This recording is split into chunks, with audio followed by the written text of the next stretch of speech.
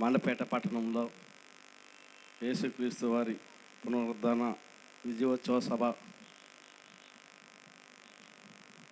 Doctor BR Ambedkar Konaseema జిల్లా pastor fellowship అధ్యక్షులు మా ఆత్మీయ తండ్రి బిషప్ డాక్టర్ డానియల్ ఫాలయ్య గారు ఆధ్వర్యంలో జరుగుతున్న ఈ సభకి అధ్యక్షత వహిస్తున్న మండపేట పట్టణ ప్రెసిడెంట్ గౌరవనీయులు డాక్టర్ ఉదయ భాస్కర్ గారికి, వేదిక మీద ఉన్న పెద్దలందరికీ, అలాగే గత 4 సంవత్సరాలుగా క్రైస్తవులు ఈ మండపేట నియోజకవర్గంలో స్వేచ్ఛా స్వాతంత్రాలతో ఆరాధనలు జరుపుకున్న, సభలు జరుపుకున్న కార్యక్రమాలన్నీ కూడా ప్రశాంతంగా ఏ అడ్డంకులు అపరాధాలు లేకుండా జరుగుతున్నాయంటే అది కారకులైన గౌరవ ఎమ్మెల్యే వేగిల జోగేశ్వరరావు గారికి, అదేవిధంగా ఆయన అల్లుడు గారైన సురేష్ కుమార్ గారికి ప్రత్యేకమైన ధన్యవాదాలు తెలియజేస్తూ, నేను పాస్టర్ ఫెలోషిప్ లీగల్ అడ్వైజర్ని కాబట్టి భవిష్యత్తులో రాబోతున్న పెను ప్రమాదం నుంచి నా క్రైస్తవ సమాజాన్ని కాపాడుకోవాల్సిన బాధ్యత నా మీద ఉందని చెప్పి ఆ విషయాలను నేను మాట్లాడబోతున్నానని ఈ దేశంలోని రాష్ట్రంలోని సేవకులు స్వేచ్ఛా స్వతంత్రాలతో ముందుకు వెళ్ళవలసిన అవసరం ఉన్నదని, ఆ వెళ్ళే కాడ ఎన్నో అడ్డంకులు అపరాధాలు ఎదురవుతూ దాడులు కూడా జరుగుతున్నాయని చెప్పి నా క్రైస్తవ సమాజానికి ఎస్సీ ఎస్టీ బీసీ మైనార్టీలకి ఏ విధంగా ఎస్సీ ఎస్టీ అట్రాసిటీ చట్టం ఉన్నదో నా క్రైస్తవులకు కూడా ప్రత్యేకమైన రక్షణ చట్టం రావాలని చెప్పి ఈ సందర్భంగా నేను విజ్ఞప్తి చేస్తున్నాను. ఎందుకు ఈ సమయంలో నేను మాట్లాడుతున్నానంటే, ఖచ్చితంగా ఈ సమయంలో మనం అడిగితేనే అది జరగడానికి అవకాశం ఉన్నది కాబట్టి ఇది ఏ సమయం మనందరికీ తెలుసు. ఖచ్చితంగా మొదటి క్యాబినెట్లోనే మా క్రైస్తవులకి రక్షణ చట్టాన్ని తీసుకొచ్చే బాధ్యత మీరు చంద్రబాబు నాయుడు గారితో మాట్లాడి మాకు రక్షణ చట్టం మీద ఒక స్పష్టమైన హామీ రావాలని చెప్పి నేను గౌరవ ఎమ్మెల్యే గారిని ఈ సభా వేదిక మీద నుంచే నేను విజ్ఞప్తి చేస్తున్నాను. మాకు జరుగుతున్న దాడులు కానీ భవిష్యత్తులో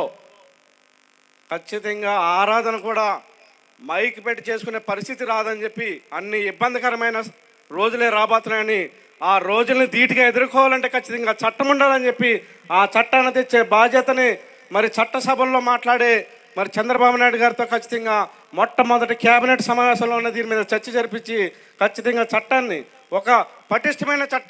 చట్టాల్లో లేవా అని అంటే ఇప్పటికే చట్టాలు చాలా ఉన్నాయి కానీ ఏ చట్టం కూడా ఇంప్లిమెంట్ అవుతలేదని చెప్పి ఇంప్లిమెంట్గా అవే విధంగానే ఈ చట్టం ఉండాలని చెప్పి సవనీయంగా విజ్ఞప్తి చేస్తున్నాను. అదేవిధంగా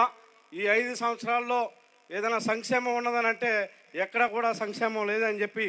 కేవలం మండలానికి ఒక 10 మంది పాస్టర్లకి 5,000 రూపాయలు గౌరవ వేతనం ఇస్తే అది సంక్షేమం అని చెప్పి నేను ఈ సందర్భంగా సంక్షేమంలో తీరని గండి ఏదైనా జరిగినదంటే క్రైస్తవులకి ఎక్కడా కూడా ఈ 5 సంవత్సరాల్లో మాకు సంక్షేమం జరగలేదని చెప్పి రాబోయే కాలంలో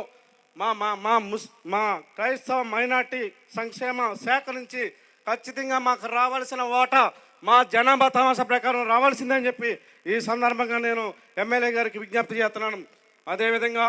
అభివృద్ధి ఎక్కడైనా మేము సభలు పెట్టుకోవాలన్నా, ఏదైనా మేము మందిరం కట్టుకోవాలన్నా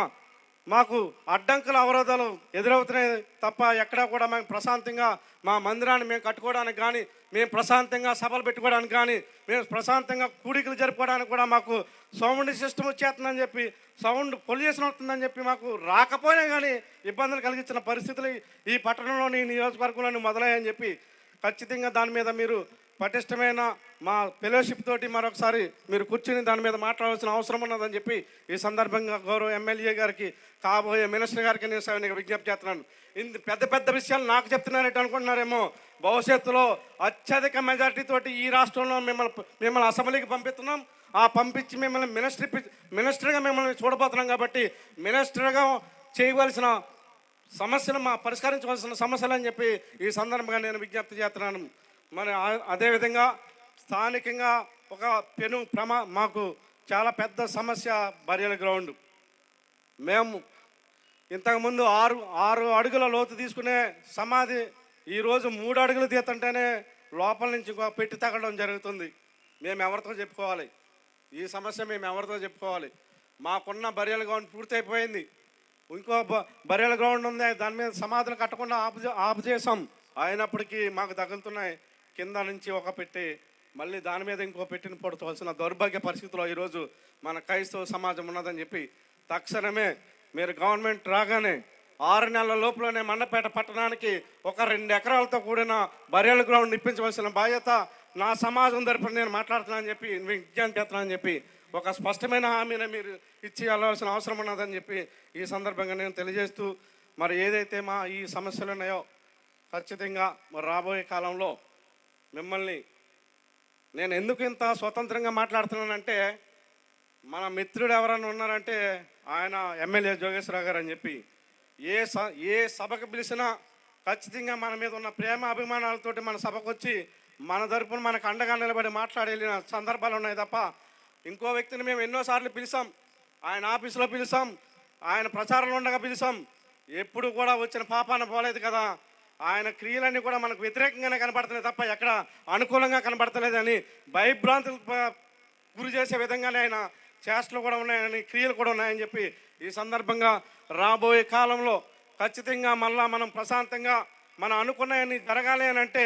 మనం తెచ్చుకోవాల్సిన, మనం ప్రేమించే, మనం అభిమానించే వ్యక్తిని ఎమ్మెల్యే జోగేశ్వరరావు గారిని మనం తెచ్చుకోవాల్సిన అవసరం ఉన్నదని చెప్పి ఈ సందర్భంగా మిమ్మల్ని అందరిని విజ్ఞప్తి చేస్తూ ఈ అవకాశం ఇచ్చిన అధ్యక్షుల వారికి మరొకసారి దేవుని పేరట వందనాలు తెలియజేస్తూ సెలవు తీసుకుంటున్నాను.